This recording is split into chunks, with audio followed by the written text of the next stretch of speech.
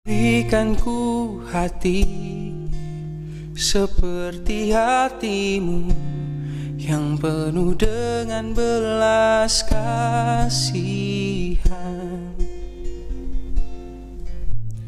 Berikan ku mata seperti matamu.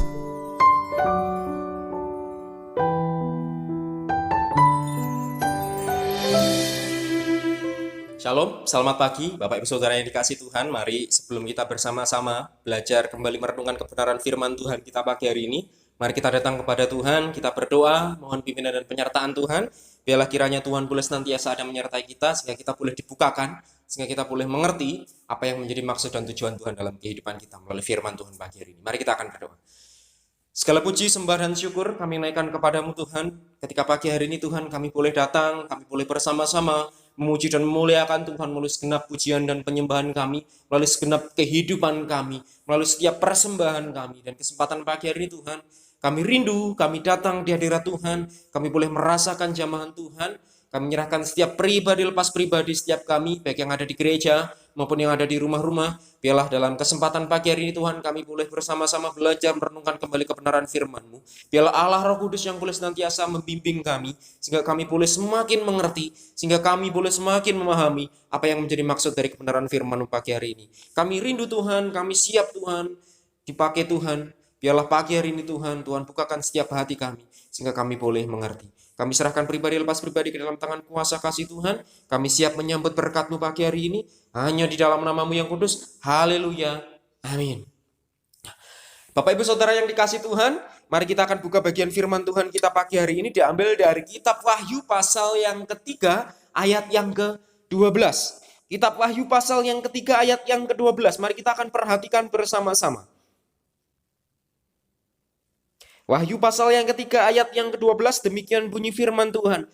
Barang siapa menang, ia akan kujadikan soko guru di dalam bait suci Allahku, dan ia tidak akan keluar lagi dari situ, dan padanya akan kutuliskan nama Allahku, nama kota Allahku, yaitu Yerusalem baru, yang turun dari surga dari Allahku, dan namaku yang baru. Sekali lagi. Barang siapa menang, ia akan kujadikan soko guru di dalam bait suci Allahku, dan ia tidak akan keluar lagi dari situ, dan padanya akan kutuliskan nama Allahku, nama kota Allahku, yaitu Yerusalem baru, nama yang turun dari surga dari Allahku, dan namaku yang baru. Nah, amin. Bapak Ibu Saudara yang dikasih Tuhan, pagi hari ini kita mau belajar bersama-sama kembali dari bagian firman Tuhan dari Kitab Wahyu pasal yang ketiga ayat yang ke-12. Kita sudah pernah membaca bagian firman Tuhan ini beberapa waktu yang lalu. Saya sudah pernah sampaikan, ini salah satu bagian firman Tuhan dari salah satu dari 7 jemaat di Asia Kecil. Nah, kita sudah belajar bersama-sama dari Efesus sampai Laodikia. Kita sudah pernah belajar bersama-sama. Ada 7 jemaat di Asia Kecil, ada Efesus, ada Smyrna, Pergamus, Tiatira, Sardis, Philadelphia, dan Laodikia, yang punya karakternya sendiri-sendiri, punya karakternya masing-masing. Semuanya dicela Tuhan, diingatkan Tuhan. Nah, ini menjadi gambaran gereja-gereja masa kini, Bapak Saudara. Nah, Bapak Ibu Saudara yang dikasih Tuhan, pagi hari ini saya rindu untuk kita boleh belajar bersama-sama kembali tentang jemaat di Philadelphia. Di mana jemaat ini merupakan salah satu jemaat yang tidak dicela Tuhan dari 7 jemaat. Tapi Tuhan juga berikan peringatan kepada mereka supaya mereka terus bertahan pada panggilan mereka. Bapak Ibu Saudara yang dikasih Tuhan, sebelum kita bersama-sama menelis lebih jauh, mari saya ajak untuk kita ingat kembali seperti apa sih jemaat Philadelphia itu secara historis, supaya kita tidak bingung nantinya ketika kita belajar tentang jemaat Philadelphia. Kalau kita perhatikan di ayat yang 12 tadi, barang siapa menang, ia akan kujadikan soko guru di dalam bait suci Allah. Garis bawahi bagian penting ini, saudara. Kita akan belajar bersama-sama. Saya beri judul bagian firman Tuhan pagi hari ini menjadi soko guru. Kita belajar dari jemaat di Philadelphia, tetapi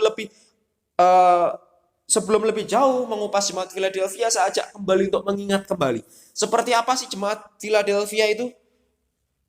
Kita sudah pernah belajar beberapa waktu yang lalu. Saya harap kita tidak lupa ya, seperti apa jemaat Philadelphia itu, sehingga kita boleh benar-benar memahami. Saya ajak untuk mengingat kembali. sedikit mengingat kembali tentang jemaat di Philadelphia. Philadelphia ini adalah kota termuda dari antara 7 kota yang mendapat pewahyuan dari Tuhan Yesus yang disampaikan kepada Yohanes di Pulau Patmos setelah masa pembuangannya. Jadi Philadelphia ini adalah kota termuda dari 7 kota yang disebut di dalam kitab Wahyu. Kota ini dibangun oleh Raja Attalus II. Tujuannya adalah untuk menyatakan kasihnya kepada Eumenes, kepada sahabatnya. Makanya kota ini disebut Philadelphia, diberi nama Philadelphia atau dari bahasa aslinya Philadelphio, yang artinya orang yang mengasihi saudara laki-lakinya. Bapak Ibu Saudara yang dikasihi Tuhan, Tuhan Yesus menyampaikan pesannya kepada jemaat Tuhan di Philadelphia ini melalui penglihatan Yohanes di Pulau Patmos.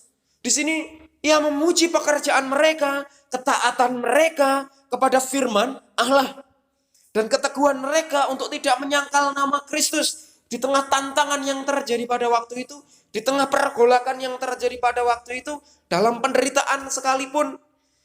Makanya Tuhan memuji mereka. Dia mendorong mereka melalui Yohanes supaya mereka tetap tekun dan bertahan di dalam penderitaan.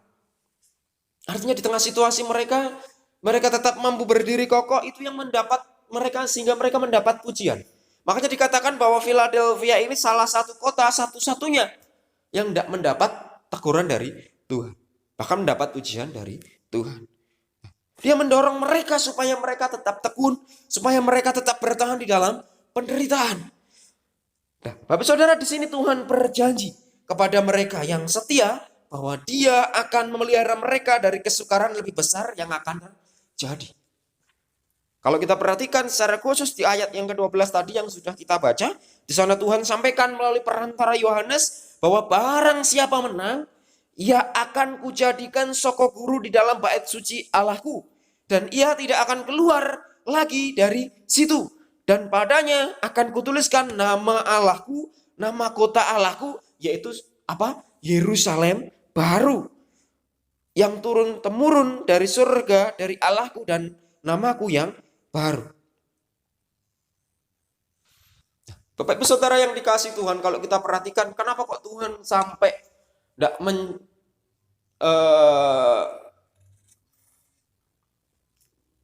mencela Philadelphia ini dibanding kota-kota yang lain. Apakah Philadelphia ini kota yang besar daripada yang lain? Enggak loh saudara. Kalau kita perhatikan dari 7 kota, Efesus ini menjadi kota terbesar. Menjadi kota utama di Asia Kecil pada waktu itu. Tetapi Philadelphia, sesungguhnya jemaat Philadelphia ini bukanlah jemaat yang besar dan kuat. Bukanlah kota yang megah, bukanlah kota yang besar dibanding kota Efesus. Tetapi kalau kita perhatikan ada ungkapan kata dalam bagian firman Tuhan di pasal 3 ayat yang ke-7 sampai yang ke-13, ada ungkapan kekuatanmu tidak seberapa. Di sini menunjukkan bahwa jemaat Philadelphia adalah jemaat yang kecil.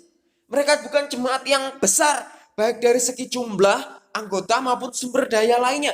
Bahkan kotanya. Tuhan menegaskan bahwa dialah yang memiliki otoritas tertinggi. Tuhan yang pegang kendali. Tuhan yang punya otoritas tertinggi. Jadi walaupun kekuatan mereka terbatas, walaupun mereka kota yang kecil, walaupun mereka jemaat yang kecil, tetapi Tuhan yang akan menjadi pembela mereka. Bapak Saudara, jemaat di Philadelphia ini memberikan inspirasi bagi kehidupan jemaat-jemaat masa kini.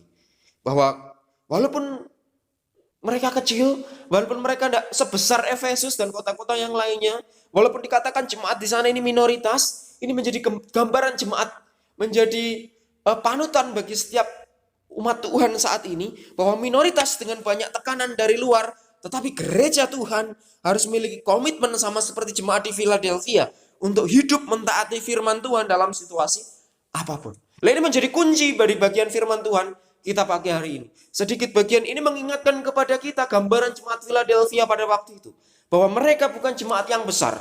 Bahkan jemaat di Philadelphia digambarkan mereka ini minoritas sebenarnya. Bahkan mereka tinggal di daerah rawan gempa. Sering kali terjadi gempa sehingga menyebabkan ekonomi mereka ini pasang surut. Nah Bapak Ibu Saudara yang dikasih Tuhan pagi hari ini untuk kita boleh belajar bersama-sama dari bagian firman ini. Ini merupakan imbalan yang luar biasa yang Tuhan berikan kepada jemaat di Philadelphia. Apabila mereka berhasil tetap berpegang teguh, mereka tetap memelihara Injil Kristus dalam hidup mereka dan tidak menyangkal nama Tuhan. Menurut firman Tuhan, untuk tekun menantikan Tuhan, yaitu bahwa mereka akan dijadikan Tuhan sebagai apa? Di ayat yang ke-12, soko guru di dalam bait suci. Kalau kita perhatikan di sini, jemaat Philadelphia ini merupakan salah satu dari ke-7 jemaat yang diwahyukan di dalam kitab Wahyu oleh Tuhan kepada Rasul Yohanes saat ia berada dalam pengasingan di Pulau Patmos. Artinya kepada masing-masing jemaat, tidak cuma di Philadelphia, kepada masing-masing jemaat Tuhan tidak segan-segan menyatakan celaannya. Tuhan tidak segan-segan menyatakan celaannya dan pujiannya serta imbalan yang akan diberikan kepada mereka yang berhasil menang atas tantangan dan kesulitan yang mereka hadapi. Artinya 7 jemaat ini mewakili karakter masing-masing jemaat pada masa kini, Bapak Saudara. Kita tahu Efesus, kita tahu Smyrna, kita tahu Laodikia, bahkan kita tahu Philadelphia. Tuhan celah mereka, Tuhan ingatkan mereka. Tetapi Philadelphia ini menjadi salah satu-satunya bahkan yang tidak dicela Tuhan. Artinya ke-7 jemaat yang tercatat di kitab Wahyu ini menang atas berbicara tentang ke-7 tipe jemaat atau gereja Tuhan yang ada di dunia saat ini. Meskipun jemaat Philadelphia adalah satu-satunya jemaat yang tidak memperoleh celaan Tuhan, bukan berarti mereka ini lebih baik daripada yang lain, enggak. Tetapi jemaat di Philadelphia ini tetap menjanjikan sebuah imbalan. Tuhan tetap menjanjikan sebuah imbalan walaupun dia tidak mencela kota jemaat di Philadelphia, yaitu menjadikan mereka sebagai soko guru di bait suci Tuhan. Yaitu apabila, ada syaratnya loh, yaitu apabila mereka menang atas hal-hal yang telah disebutkan di atas. Bapak Ibu Saudara yang dikasih Tuhan, berkaitan dengan pesannya bagi kita pagi hari ini melalui bagian firman Tuhan pagi hari ini, Tuhan ingin setiap jemaat Tuhan menjadi soko guru di dalam bait suci Allah. Kira-kira kalau kita mendengar kata soko guru, kira-kira apa yang terlintas dalam pikiran kita? Apa kita mengerti apa sih yang dimaksud soko guru? Kira-kira apa yang dimaksud menjadi soko guru ini?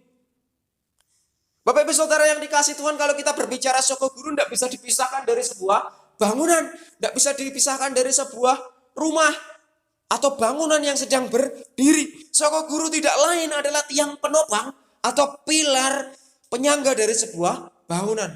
Tidak usah jauh-jauh Bapak Saudara, kalau kita pagi hari ini ada di gereja, kita bisa perhatikan gedung bangunan gereja ini. Bapak Ibu Saudara bisa perhatikan, soko guru ini menjadi gambaran pilar-pilar yang berdiri menyangga gereja kita.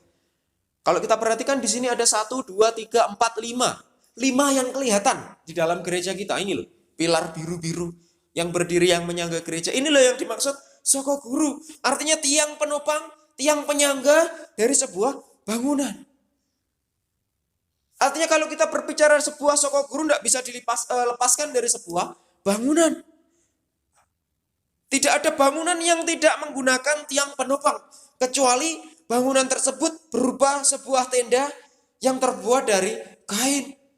Artinya tidak perlu soko guru, tidak perlu tiang penopang. Tetapi bangunan yang berdiri, bangunan besar, bangunan-bangunan yang berdiri pada masa itu, bahkan saat ini gereja-gereja Tuhan selalu berdiri di atas sebuah pilar. Ada pilar penopang, ada penyangga yang menyangga bangunan itu tetap eksis, tetap ada, tetap berdiri kokoh. Artinya bangunan apapun, baik bangunan rumah tunggal, gedung, menara, ataupun bangunan-bangunan yang lain, termasuk bait suci, semuanya memiliki tiang penopang. Semuanya memiliki tiang penyangga di dalamnya. Sehingga bangunan-bangunan tersebut dapat berdiri tegak. Tapi saudara, hal yang membedakannya mungkin hanyalah seberapa besar ukurannya. Seberapa besar kekuatannya dari masing-masing tiang penyangga tersebut. Namun yang pastinya bahwa tiang atau pilar-pilar penyangga masing-masing yang berdiri untuk menyangga bangunan tersebut memiliki kekuatan yang lebih dibandingkan dengan benda-benda yang lainnya yang ada di dalam sebuah bangunan. Artinya penyangga ini dibangun sedemikian rupa, lebih kuat daripada yang lain, supaya bangunan ini tegak berdiri. Kalau kita perhatikan gereja kita tidak mungkin mampu berdiri tanpa adanya tiang penyangga. Kita hanya bisa melihat, mungkin hanya terlihat 6, tetapi yang tidak terlihat banyak sekali yang penyangga bangunan ini.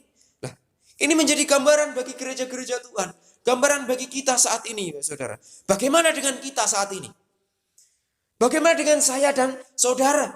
Kalau gereja saja, bangunan saja butuh penopang, butuh pilar supaya mereka dapat berdiri kokoh. Bagaimana dengan saya dan saudara yang disebut sebagai gereja Tuhan? Kita yang disebut bait Allah. Bagaimana dengan kita yang terbuat dari tanah liat? Yang dibuat dari debu tanah? Kalau kita perhatikan dari kitab Kejadian pasal yang kedua ayat yang ke-7, ketika awal mula Tuhan menciptakan dunia, Tuhan ciptakan kita dari debu tanah. Lah ini, apakah kita dapat menjadi sebuah pilar penyangga yang kuat pada sebuah bangunan kalau kita saja terbuat dari debu tanah? Tentu saja bisa. Tentu saja bisa, Bapak Saudara. Artinya sebuah tiang penyangga bangunan akan menjadi kuat ketika bahan di dalamnya berisi besi, beton, campuran semen, berbatu. Kalau kita perhatikan pilar-pilar yang berdiri tidak cuma berdiri saja, tapi terdiri dari bahan-bahan yang diisi di dalamnya. Ada semen, ada campuran batu, batuan dicor bersama-sama dengan menggunakan perhitungan yang tepat dari seorang ahli konstruksi, sehingga dia dapat berdiri kokoh menyangga bangunan di atasnya. Demikian pula dapat menjadi sebuah sokoguru atau tiang penyangga di dalam bait suci ketika kita, walaupun kita terbuat dari debu, dari tanah liat, kita pun juga akan dapat menjadi sokoguru atau tiang penyangga di dalam bait suci ketika kita diisi. Yang penting itu apa yang ada di dalamnya. Sebuah tiang penyangga sekalipun ketika di dalamnya diisi tepung, ya tidak akan mampu kuat menyangga walaupun dia namanya tiang penyangga, walaupun namanya sokoguru. Begitupun dalam kehidupan kita, walaupun kita mungkin terbuat dari tanah liat, dari debu tanah, kita dapat menjadi sokoguru yang kuat di dalam bait suci, menyangga gereja kita, menyangga pekerjaan Tuhan ketika kita diisi oleh bahan-bahan yang dahsyat dari Tuhan. Apa yang ada di dalam kita ini loh. Makanya beberapa minggu yang lalu kita belajar mengisi hati kita dengan perkataan firman. Ini loh yang penting, apa yang ada di dalam, bukan apa yang ada di luar. Seperti pilar yang kuat, inilah Tuhan mau kita berfungsi. Bapak Saudara, pagi hari ini saya berjudul bagian firman ini menjadi sokoguru. Bagaimana kita bisa menjadi sokoguru? Kemudian apakah yang dimaksud menjadi sokoguru di dalam bait Allah? Bagaimana kita supaya kita bisa menjadi sokoguru di dalam bait Allah? Seperti apa sih menjadi sokoguru itu? Nah, ada dua pesan penting Tuhan yang Tuhan mau ingatkan kepada saya dan saudara pagi hari ini, sehingga kita boleh benar-benar menjadi sokoguru. Pemahaman yang harus ada dalam kehidupan kita, sehingga kita boleh menjadi sokoguru yang benar di dalam Tuhan. Apa saja itu? Mari kita perhatikan bersama-sama. Bapak Ibu Saudara yang dikasih Tuhan, apa yang menjadi pesan Tuhan yang pertama bagi kita pagi hari ini? Mari kita akan perhatikan dari kitab Wahyu pasal yang ketiga ayat yang ke-12. Kitab Wahyu pasal yang ketiga ayat yang ke-12. Barang siapa menang, ia akan kujadikan sokoguru di dalam bait suci Allahku, dan ia tidak akan keluar lagi dari situ. Di bagian awal dikatakan demikian, bahwa barang siapa menang, ia akan kujadikan sokoguru di dalam bait suci Allahku, dan ia tidak akan keluar lagi dari situ. Bapak Saudara, dari pengajaran firman kita pagi hari ini dari Jemaat Philadelphia, kira-kira apakah yang dimaksud dengan menjadi sokoguru? Kalau kita perhatikan di ayat yang ke-12, ada kata sokoguru di sana. Tadi di awal sudah saya jelaskan bahwa sokoguru itu tidak bisa dipisahkan, tidak bisa dilepaskan dari sebuah bangunan yang berdiri. Sebuah bangunan dapat berdiri kokoh, itu semua karena adanya pilar-pilar penyangga, pilar-pilar penopang. Dan Tuhan katakan melalui Yohanes yang mendapatkan penglihatan di Pulau Patmos dan menuliskan suratnya kepada jemaat Tuhan di Philadelphia, bahwa mereka akan dijadikan sokoguru barang siapa menang. Bagaimana kita bisa menjadi sokoguru? Apakah yang dimaksud dengan menjadi sokoguru di dalam bait Allah itu? Pesan Tuhan yang pertama ingatkan kepada kita dari bagian firman Tuhan di ayat yang ke-12, bahwa menjadi sokoguru adalah menjadi pribadi yang ditanam di rumah Tuhan dan menangkap tujuan Tuhan. Bagaimana kita bisa menjadi sokoguru? Ketika kita menjadi pribadi yang ditanam di rumah Tuhan dan menangkap tujuan Tuhan. Ketika kita ditanam di rumah Tuhan dan dapat menangkap tujuan Tuhan. Sedikit bagian firman Tuhan dari Rabu yang lalu juga membahas bagaimana kita menangkap tujuan Tuhan. Ketika kita dapat menangkap tujuan Tuhan, kita akan mampu dipakai Tuhan secara luar biasa. Pagi hari ini pun sedikit dikupas, Bapak Saudara. Bagaimana yang dimaksud menjadi soko guru? Ketika kita dapat menjadi soko guru, berarti kita harus menjadi pribadi yang ditanam di rumah Tuhan dan menangkap tujuan Tuhan. Bapak Ibu Saudara yang dikasihi Tuhan, soko guru tidak bisa dipisahkan dari sebuah bangunan. Tiang penyangga sebuah bangunan bersifat permanen. Tidak ada yang sifatnya dibangun dalam sebuah bangunan, dibangun sebuah soko guru, wes ini 1 bulan nanti tak bongkar, tak ganti. Nah, artinya ketika soko guru itu tidak permanen, bangunan pun juga tidak akan permanen, tidak akan bisa bertahan lama. Begitupun kalau kita perhatikan gereja kita. Rumah Tuhan kita ini dibangun di atas dasar soko guru yang kuat. Ada pilar-pilar penyangga. Ini loh bangunan yang nyata dilihat oleh mata. Artinya tiang penyangga sebuah bangunan bersifat permanen. Artinya tidak bergeser atau berpindah-pindah sekali. Ia didesain dengan hitungan yang matang, ditancapkan di tempatnya, berarti dia permanen. Seumur hidup ya di situ. Seumur hidup bangunan itu berdiri, ya tiang penyangga itu juga berdiri. Artinya sekali ia didesain dengan hitungan yang matang dari seorang ahli rancang bangunan yang handal, lalu ditancapkan sebuah titik lokasi dengan sebuah fondasi di bawahnya, maka ia akan terpancang tegak dalam waktu yang sangat lama. Itu pun yang Tuhan kehendaki bagi jemaat Tuhan di Philadelphia. Begitupun saya dan saudara. Tuhan mau kita ditanam di rumah Tuhan, di mana kita berdiri di sini. Supaya kita mengerti, supaya kita dapat menyangga pekerjaan Tuhan di tempat ini. Bapak Ibu Saudara yang dikasihi Tuhan, ketika Tuhan memberikan sebuah perintah atau perumpamaan, selalu ia menggunakan gambaran yang sangat mudah dimengerti. Gambaran yang sangat mudah dipahami. Kalau kita perhatikan dalam kitab Perjanjian Baru, banyak sekali Tuhan pakai perumpamaan-perumpamaan. Supaya umatnya mengerti, supaya mereka memahami dengan mudah. Supaya dipahami dengan mudah bagi setiap pendengarnya. Ketika Tuhan berbicara tentang soko guru kepada jemaat di Philadelphia melalui perantara Yohanes, mereka pun paham apa yang dimaksud oleh Tuhan. Bapak Ibu Saudara, kalau kita perhatikan dari segi historis,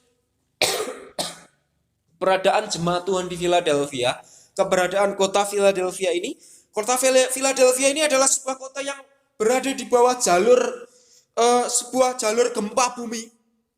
Yang seringkali kota ini dilanda gempa bumi yang hebat. Makanya seringkali kota ini diperhadapkan dengan berbagai macam situasi di mana banyak bangunan yang roboh setiap kali terjadi gempa. Karena pilar-pilar atau tiang penopangnya tidak mampu menahan goncangan gempa bumi ini. Dan yang paling menarik sekali bahwa dalam kondisi mereka yang seperti itu, Tuhan Yesus melalui perantara Yohanes, dia berjanji bahwa orang-orang percaya yang menuruti firman Tuhan, kita perhatikan ayat 15, dan tekun menantikan Tuhan, yang menangkap tujuan Tuhan, mereka akan dijadikan soko guru, akan dijadikan pilar penopang, bangunan yang kuat, yang permanen dari Tuhan terhadap gempa bumi. Jadikan bangunan permanen yang tekun menantikan Tuhan, yang menangkap tujuan Tuhan, yang permanen dan tahan terhadap goncangan gempa bumi.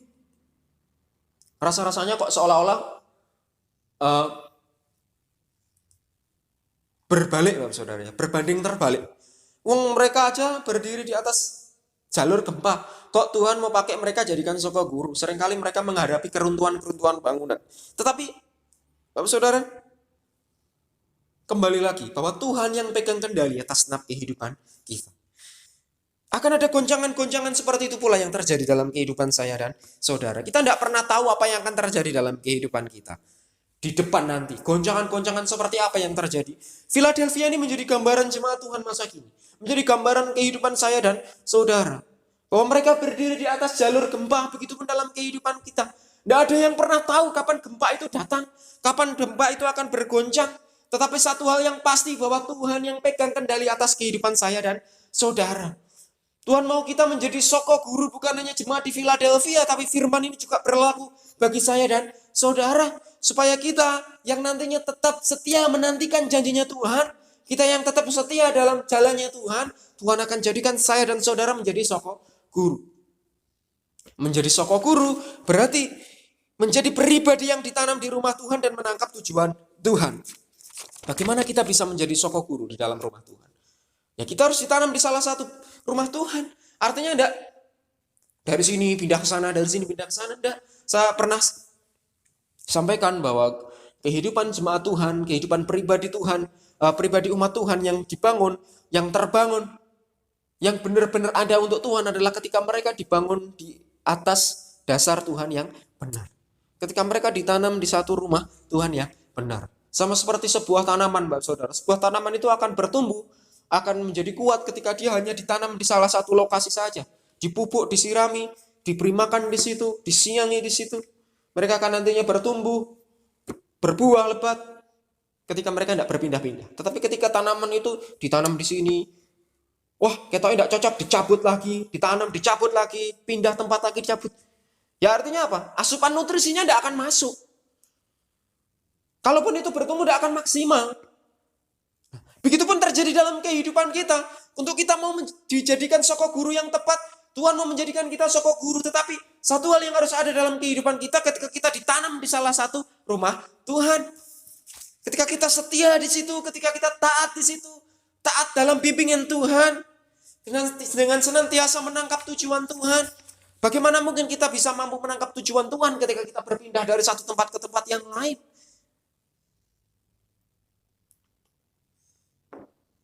Tapi saudara bukan berarti, wah Pak Pendeta bilang tidak boleh ke gereja yang lain, beribadah di tempat yang lain. Maksudnya aku pergi, katakanlah aku satu ketika aku pergi dalam sebuah tugas, entah itu dalam pekerjaan atau pelayanan, masa aku tidak boleh ibadah di tempat yang lain? Pak Pendeta aku bilang katanya harus ditanam di satu tempat, berarti tidak gereja asal.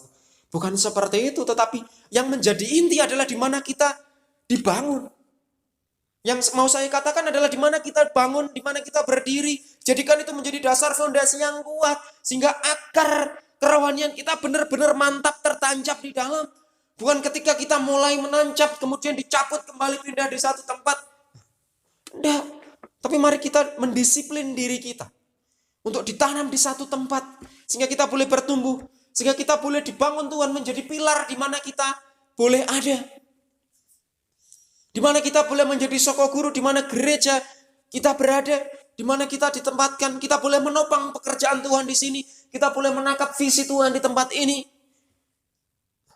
Bapak saudara menjadi soko guru, menjadi pilar gereja tidak bisa dilepaskan dari sebuah bangunan. Bukan hanya dari segi bangunan yang besar, bukan hanya dari segi yang ada di dalam, yang ada di luar, tetapi juga berbicara apa yang ada di dalam. Apa yang ada di dalam sebuah bangunan itu. Artinya ketika pilarnya saja tidak kuat, kita bisa bayangkan apa yang terjadi, yang ada di dalamnya. Makanya tadi di awal saya katakan bahwa bagaimana dengan kehidupan kita? Ketika Tuhan ciptakan kita dari debu tanah, kita yang tanah liat ini loh. Apakah kita mampu kuat menopang bangunan yang ada di sekeliling kita? Mampukah kita mampu menjadi soko guru? Yang penting bukan apa yang ada di luar, tapi apa yang masuk di dalam. Bapak saudara tahu pilar itu bisa berdiri kokoh karena apa? Kalau Bapak Ibu Saudara tahu proses pembentukan pilar, jadi seringkali dibentuk dulu, ada kayu-kayu yang untuk membentuk di luar, kemudian diisi cor-coran, diisi semen, pasir, batu, dan yang lain sebagainya. Ada proses sampai pilar ini nantinya mengeras, membatu, sehingga nantinya kuat, harus ada di bawah, di atas pondasi yang kuat, sehingga pilar ini pun juga kuat. Begitupun dalam kehidupan kita. Kalau hati kita ini diisi dengan perkataan Kristus, kalau hati kita ini diisi dengan hal-hal yang rohani, maka saya yakin dan percaya kekuatan yang daripada Tuhan ini yang boleh menguatkan kita menjadi soko guru di mana Tuhan tempatkan kita. Bapak Ibu Saudara, Tuhan mau kita menjadi soko gurunya Tuhan. Tuhan mau kita menjadi pilar-pilarnya Tuhan yang boleh menguatkan satu dengan yang lain. Bapak Ibu Saudara yang dikasihi Tuhan, kita harus ingat bahwa kehidupan kita ini tidak selamanya ada di dunia ini. Artinya kita harus dipakai Tuhan lebih lagi. Kita harus ingat akan ada kegoncangan-kegoncangan yang terjadi di hadapan kita. Kita tidak pernah tahu karena kita manusia yang terbatas. Gambaran Philadelphia ini menjadi gambaran dalam kehidupan kita. Siapa yang tahu nantinya datang gempa? Tidak ada yang tahu. Begitupun yang terjadi dalam kehidupan kita, kegoncangan-kegoncangan yang terjadi dalam kehidupan kita, tidak ada yang pernah tahu. Tetapi yang satu hal yang ada dalam kehidupan kita, kita harus siap sedia. Kita harus menjadi pilar penopang yang kuat. Pilar yang kuat adalah pilar yang diisi dengan berbagai hal yang berkualitas. Begitupun dalam kehidupan kita harus diisi dengan hal yang berkualitas, yang daripada Tuhan. Berdiri di atas dasar yang teguh, di atas fondasi yang kuat, yaitu firman Allah. Bapak saudara, pilar yang kokoh akan tetap berdiri. Tetapi perhatikanlah di manakah kita ditanam hari-hari ini. Mari kita menjadi sokok guru yang kokoh. Ketika kita tahu di mana kita berdiri. Di atas dasar firman Tuhan yang teguh. Sokok guru yang teguh, sokok guru yang kuat di atas bait Allah adalah menjadi pribadi yang ditanam di rumah Tuhan yang teguh dan menangkap tujuan Tuhan dalam kehidupan kita. Mari kita menangkap tujuan Tuhan dalam hidup kita. Hari Rabu yang lalu dalam bagian firman kita sudah diingatkan kembali. Pagi hari ini diingatkan kembali. Untuk kita boleh menjadi sokok guru. Ditanam di satu tempat. Menangkap tujuan Tuhan. Sehingga kita boleh tahu tujuan Tuhan dalam kehidupan kita yang sesungguhnya. Mari isi hati kita dengan hal yang benar. Sehingga apa yang masuk dalam diri kita hal-hal yang berkualitas. Sehingga kita boleh berdiri kokoh. Menopang pekerjaan Tuhan dalam hidup kita. Dan siap sedia ketika Tuhan datang menjemput kita. Kita sudah berdiri di atas dasar yang kokoh. Menjadi pilar-pilar Tuhan yang kuat. Yang berdiri menopang pekerjaan Tuhan. Ini menjadi pesan Tuhan yang pertama. Yang kedua, kita perhatikan ayat yang ke-12. Masih di ayat yang ke-12. Barang siapa menang, ia akan kujadikan sokok guru di dalam bait suci Allahku. Kalau tadi yang pertama kita harus ditanam di rumah Tuhan. Dan menangkap tujuan Tuhan. Kalau yang kedua, kita harus menjadi pribadi yang memiliki kematangan karakter. Menjadi pribadi yang memiliki kematangan karakter. Bapak saudara, kalau kita perhatikan di ayat yang ke-12 ada kata bait suci di sana. Kata bait suci yang tertulis di atas. Nah, kalau kita perhatikan dari bahasa aslinya ada beberapa pernyataan asli dari terjemahan asli dari kata bait suci ini. Ada hieron, ada naos, dan ada yang lain sebagainya. Tetapi kata yang dipakai di sini, kata bait suci yang tertulis di sini bukan hieron, yang menunjuk kepada bangunan fisik saja, bait suci saja, gedungnya saja. Enggak. Tetapi mengarah ke naos, yaitu ke pelatarannya. Bait sucinya apa yang ada di dalam. Yang menunjuk kepada ruang Maha Kudus. Sanktuari, apa yang ada di dalamnya. Sehingga dapat diterjemahkan sebagai tempat kediaman Allah atau tempat kudusnya Allah. Makanya pesan Tuhan yang kedua tentang sokok guru mengingatkan kepada kita. Menjadi sokok guru berarti menjadi pribadi yang memiliki kematangan karakter. Kematangan itu dilihat apa yang ada di dalam kita. Apa yang ada dalam kedalaman hati kita. Jadi artinya sokok guru di tempat kudusnya Allah di sini adalah suatu yang berhubungan dengan ketahanan akan hal-hal kudusnya Tuhan. Berbicara tentang prosesnya Tuhan. Sebagaimana tiang penopang sebuah bangunan yang harus menyangga dengan kuat. Bangunan yang ada di atasnya, atap. Bukan hanya atap tapi seluruh bangunan itu. Yang harus kuat dan tahan lama. Tidak cukup sehari, 2 hari, sebulan, 2 bulan, setahun, 2 tahun. Tapi ketika kita membangun sebuah pilar diharapkan ini benar-benar kuat, benar-benar kokoh. Nah, ini berbicara tentang kemantapan karakter dan moral dari pribadi-pribadi yang memiliki hubungan dengan Tuhan dan tidak mudah berubah. Artinya menjadi sokok guru berbicara ketahanan, berbicara kekuatannya apa yang ada di dalam, kemantapan karakter, moral dari pribadi-pribadi yang memiliki hubungan dengan Tuhan dan tidak mudah berubah. Bapak Ibu Saudara yang dikasihi Tuhan, dalam kehidupan keseharian seringkali didapati orang-orang yang terlihat baik di dalam kerohaniannya, tetapi ternyata masih sering melakukan pelanggaran-pelanggaran yang di dalam Tuhan, pelanggaran-pelanggaran moral yang fatal. Bapak Ibu Saudara, moralitas mereka seperti pilar yang tidak kuat dan tahan lama. Kelihatannya kokoh kuat dari luar tetapi keropos di dalam. Lah mentalitas seperti ini loh yang harus dibangun. Bukan apa yang di luar tetapi apa yang ada di dalam. Kelihatannya kokoh tetapi keropos di dalam ya percuma. Sebuah bangunan yang sesungguhnya dilihat apa yang ada di dalam bukan apa yang di luar. Begitupun gereja Tuhan bukan hanya dilihat dari apa yang berdiri kokoh. Besar bangunannya tetapi keropos di dalamnya. Dah. Tapi gereja Tuhan, bait Tuhan yang sesungguhnya apa yang ada di dalam? Yaitu saya dan saudara. Bagaimana kita yang ada di dalam berdiri kokoh di dalam Tuhan, menyangga pekerjaan Tuhan di tempat ini? Artinya moralitas mereka, orang-orang yang seperti ini, seperti pilar yang tidak kuat dan tahan lama, sehingga ketika ada sedikit goncangan saja, bisa tiba-tiba roboh, jatuh. Bukan hanya pilarnya yang roboh, tetapi seluruh bangunannya yang roboh. Dampaknya apa yang ada di dalam juga. Bapak Saudara, bisa kita bayangkan ketika kita yang disebut pilar-pilarnya gereja, kita tidak punya kemantapan iman yang sungguh. Kelihatannya saja di luar kuat, tetapi keropos, saudara. Ketika dihantam sedikit permasalahan, mutung, lari daripada Tuhan. Bagaimana kita mau menjadi penyangga kebenaran firman Tuhan? Bagaimana mungkin kita mau menyangga bait Allah ketika diri kita saja keropos iman kita? Dibutuhkan kekuatan iman, dibutuhkan kemantapan iman. Sehingga ketika tantangan datang, sehingga ketika goncangan datang, kita tetap mampu berdiri kokoh menyangga bait Tuhan. Karena kita kuat di dalam Tuhan.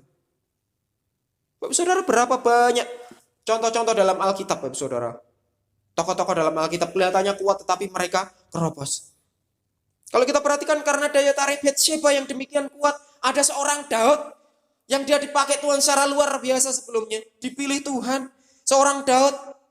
Akhirnya dia pun sempat jatuh ke dalam dosa perzinahan dan berlanjut kepada pembunuhan Uri. Karena apa? Keropos, Bapak Saudara.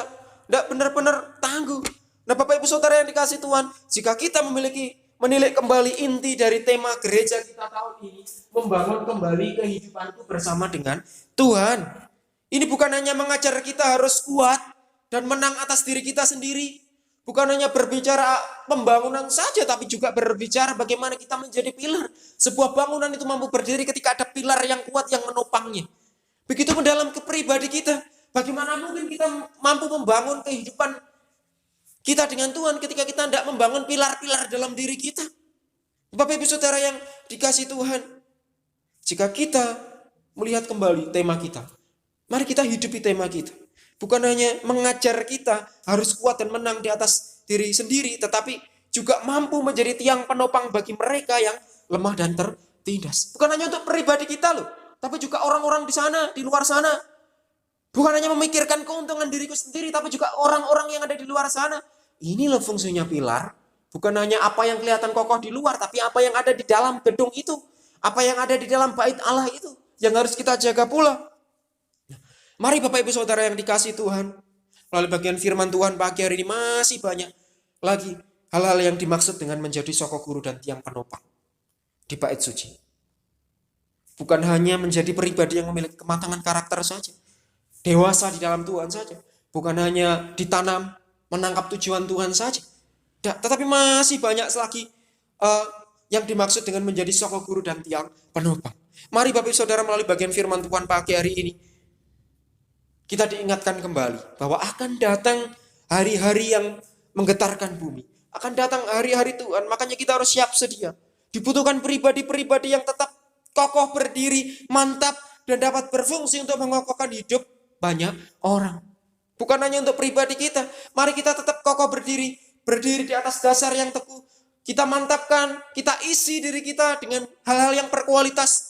Dengan firman ini ada dalam diri kita sehingga kita boleh menjadi pilar-pilar penyangga gereja-gereja Tuhan.